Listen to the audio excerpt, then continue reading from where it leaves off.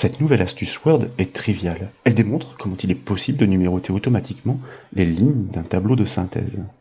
L'exemple finalisé illustré à l'écran démontre l'intérêt. Des collaborateurs distants travaillent sur un même tableau. Ils penchent leur analyse sur une ligne précise des chiffres d'affaires dont ils communiquent l'emplacement par le numéro ou la lettre indiquée en première colonne. Pour la mise en place de cette astuce, nous proposons de récupérer un tableau existant et bien sûr, ce document est offert au téléchargement depuis le site bombage.fr. Nous découvrons donc le tableau archivant des chiffres d'affaires réalisés au cours des mois de l'année, vraisemblablement pour différents articles. La dernière colonne résume le total de chaque ligne, soit des chiffres de tous les mois pour un article. La première colonne est vide. C'est elle qui doit accueillir la numérotation automatisée. L'idée est très simple. Elle consiste à emprunter le fonctionnement des listes à puces, ou plutôt des listes numérotées. Et pour le constater, je vous invite tout d'abord à cliquer dans la deuxième cellule de la première colonne. Il s'agit donc de la première case vide de ce tableau. Puis, bouton de la souris enfoncé, nous allons glisser à la verticale jusqu'à atteindre la dernière cellule vide. De cette manière, nous sélectionnons toutes ces cellules vides dans la première colonne. Puis, dans la section paragraphe du ruban accueil, nous allons simplement cliquer sur le bouton numérotation. Et dès lors, et instantanément, vous constatez que des numéros automatiquement incrémentés viennent enrichir la première colonne du tableau. Ils permettent désormais de désigner explicitement chaque ligne à pointer.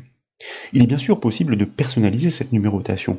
Pour cela, les cellules intéressées doivent toujours être sélectionnées, à défaut, elles doivent être resélectionnées.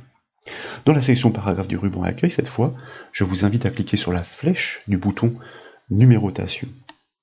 Et en bas de la liste, nous allons choisir, par exemple, les lettres de l'alphabet. Mais vous constatez au passage qu'il est possible d'inscrire des numéros incrémentés sous forme de chiffres romains, par exemple, et d'autres options sont disponibles. Donc, nous allons choisir les lettres comme nous le disions. Et bien sûr, ces indices automatiques, qu'il s'agisse de chiffres ou qu'il s'agisse de lettres comme ici, sont dynamiques, et nous entendons bien le prouver.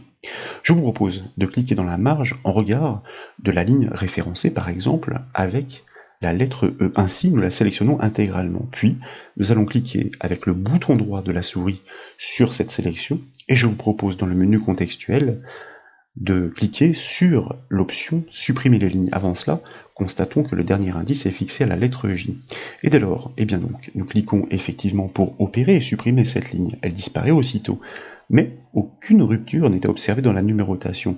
Les lettres sont réagencées automatiquement pour combler ce trou.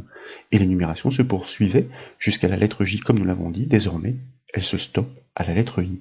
De la même manière, je vous propose désormais de cliquer dans la case du total pour la ligne I.